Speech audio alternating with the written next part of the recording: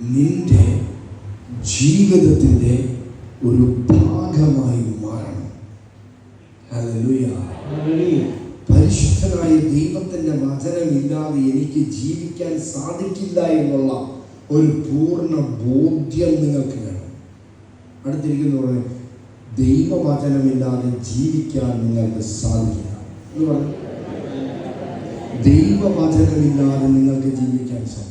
Oxygen നിങ്ങൾ ശ്വസിക്കുന്നത് പോലെ തന്നെ ദൈവത്തിൻ്റെ വചനം നിങ്ങൾ ഉരുവിട്ടെങ്കിൽ മാത്രമേ നിങ്ങൾക്ക് ജീവിക്കാൻ പറ്റുള്ളൂ. കാരണം വചനം പറയുന്നു, മനുഷ്യൻ അപ്പം കൊണ്ട് മാത്രമല്ല ജീവിക്കുന്നത്, ദൈവത്തിൻ്റെ വചനം. അപ്പം നിങ്ങൾ ജീവിക്കണമെങ്കിൽ എന്ത് വേണം?